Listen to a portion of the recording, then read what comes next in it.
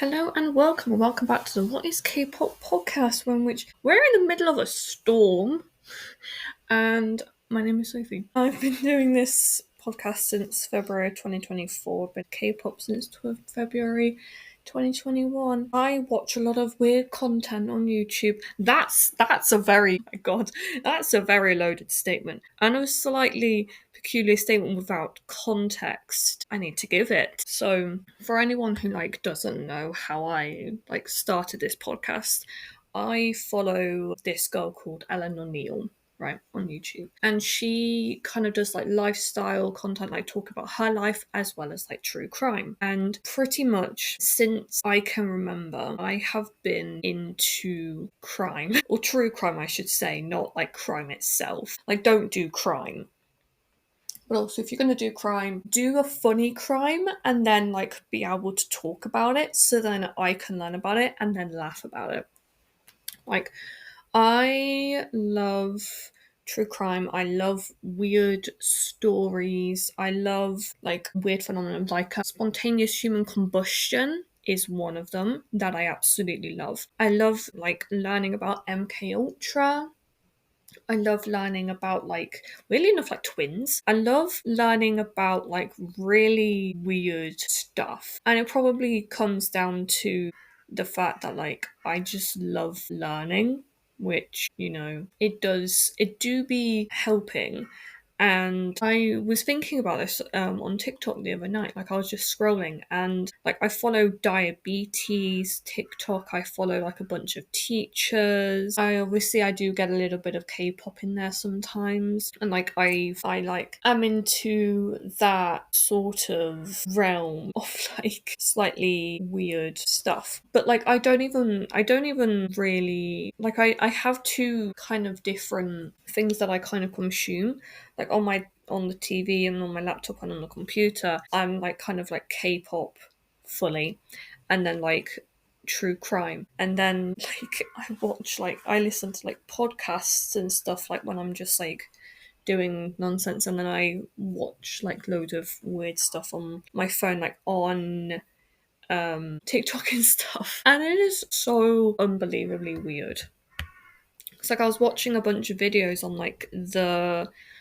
I think it was the top 10 serial people who either went decades without being caught, and they were talking about the Golden State Killer, BTK, I think H Holmes. He had a murder house, and I love that. I love these things. But then I was listening to it, right, and my dad turns to me and he's like, "You watch some really weird stuff."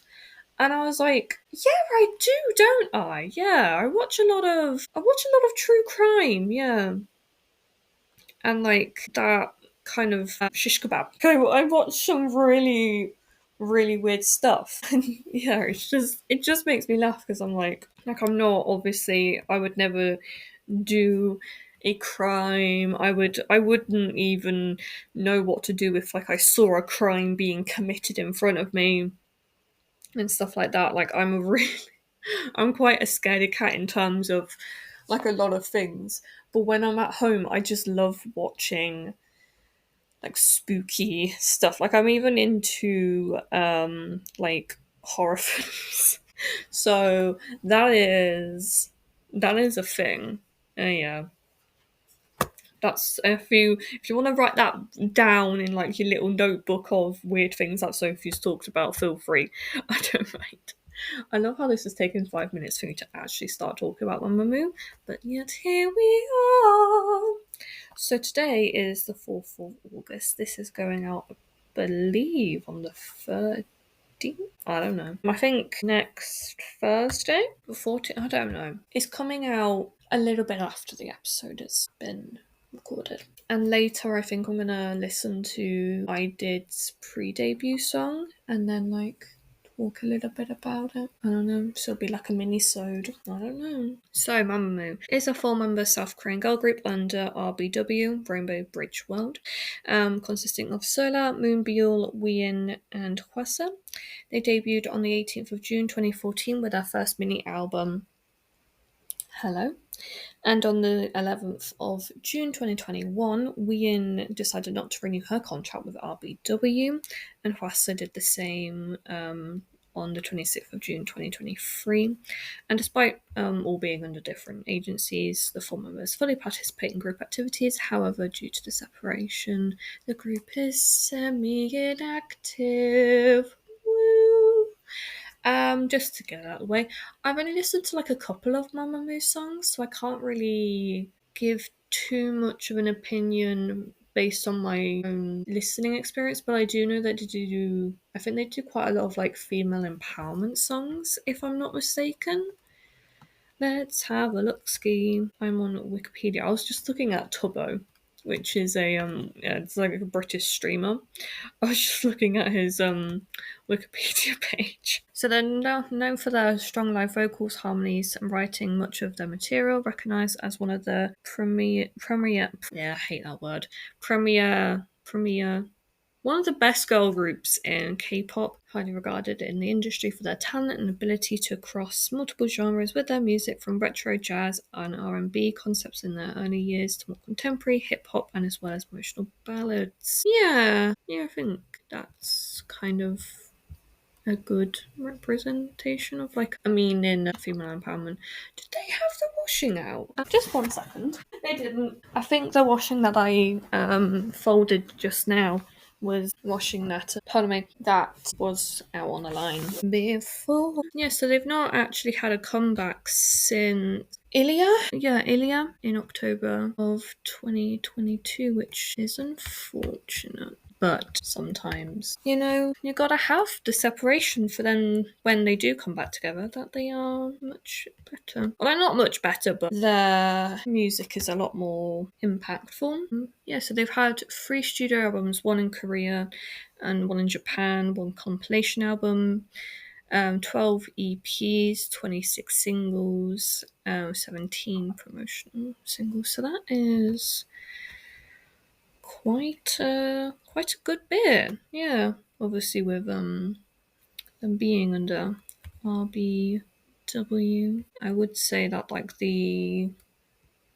album that I think I've listened to the most, if I have listened to anyone. I'm trying to find it, unless it's their album. It could be an album. Could very well be in it. Oh, it's definitely not that one. Reality in Black, their second studio album back in 2019. That one was the one with Hit, wasn't it? Yeah. And then Shampoo, I listened to that one. It smells like tires around here, like in the house right now, but it is because we live kind of in the countryside. We live in the suburbs, really, I guess you could say nowadays. But we have a lot of fields. So, like we live kind of in a farming-ish, adjacent to a farming community, and I think they might be mucking the fields right now. So it's wonderful, lovely England. You gotta love it. Yes. So MAMAMOO. Back to MAMAMOO. MAMAMOO is an onomatopoeia of a baby babbling, which represents MAMAMOO's desire to make music that can be easily listened to by anyone around the world. Originally, the word was from scat singing, used as a title of a song written for Quincy Jones's 2013 concert in South Korea, which was performed by MAMAMOO pre-debut at the event. And the official greeting is, I say mama, mama moo, hello, we are MAMAMOO. I think honestly the name's like kind of cute. It's like really weird, but yeah. So our fandom name is Moo-Moos. Moo-Moo is made up from taking the moo in MAMAMOO. Moo-Moo in Korean also means radish, which is a concept that is used for the fan base. The relationship originated from fans bringing radishes to support the group during performances during the time where they did not have an official light stick. And the light stick is literally a radish. I love it. Like, there are very few light sticks that I would love to own. Like, if Cherry Bullet was still around, their one is like a pew pew. Golden Child, I think theirs is a bowling pin. And MAMAMOO obviously is a radish. Blackpink's is like a hammer, but like the two sides are like hearts, and I love it. Yeah, there are very few like light sticks that I would actually want. Though, yeah. But no, I don't really see the point in having a light stick. Some like phone lights are like things. But then also I understand it's like representing like the fandom you're a part of. Like if you go to a concert, like KCON, you can have your light stick and show that you're like a fan of X group. But I know that a lot of fandoms do, like fans of a lot of fandoms have a lot of light sticks, so I imagine that it can get quite confusing sometimes. Yeah. All of the members live by themselves. So, first up we have is Solar Kim Young-sun. She is leader and vocalist, born on 21st of February 1991, making her Pisces and a goat. And she was born in Gangseong-gu in Seoul, South Korea. I'm so sorry about the wind if you can hear it, or like bashing sounds, but like it is quite it's like got obviously like because of the wind, it does feel a little bit cold, but like it's also kind of muggy at the same time. It's like don't like it. Yeah, so Sola has a sister called Kim Young-hee, who is 3 years older than her and appears on Sola's music channel, YouTube channel. And she used to share a room with Hwasa when they lived in the dorms, and she's the only member who does not have tattoos. Next one we have is Moonbyul Bewley. She is a rapper and a performer, born on the 22nd of December 1992, making her a Capricorn and a monkey. And she was born in Bucheon, South Korea. She has two sisters, one 4 years younger than her and one 12 years younger than her.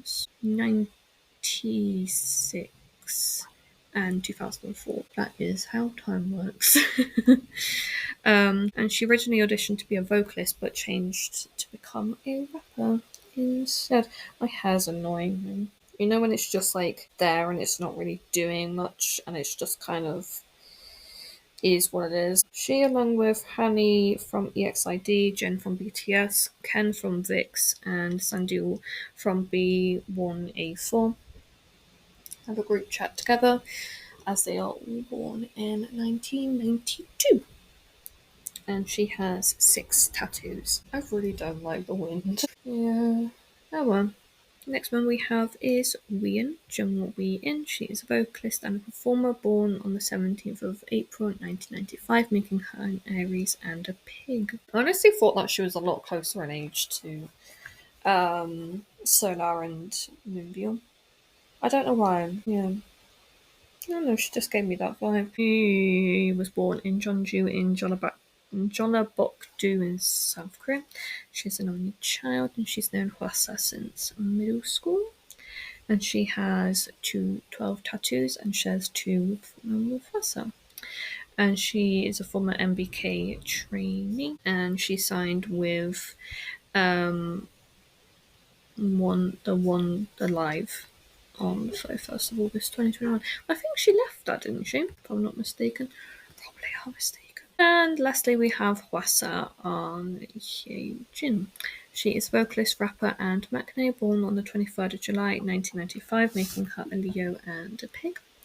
And she was born in Jeonju in Jeollabuk-do in South Korea. And she has 2 sisters, one 5 years older than her and one 4 years younger. Yeah, so yeah, she has 5 tattoos. Yeah, I don't know why on earth I thought that Wheein and Hwasa were a lot further apart in age, but yeah, I don't know why. Just, those weird little kind of assumptions that you have, and it's not like a bad one, it's just kind of like, right, yeah, okay, for fun. Just quite a lot of people put their rankings in for biases, but no, I quite like MAMAMOO. I don't really listen to them all too much, but when I want to, I will definitely jibe to hip. But yeah, yeah, the music isn't like something that it doesn't come across my radar. Is what I'm trying to say. It isn't suggested to me, so I don't listen to it. But yeah, I do hope that you enjoyed today's episode. I'm not going to cut any of this out because honestly, I find it so funny. I find myself funny. I think that's the problem. But yeah, thank you as always for listening to the podcast, and I'll talk to you guys again very, very soon. Bye.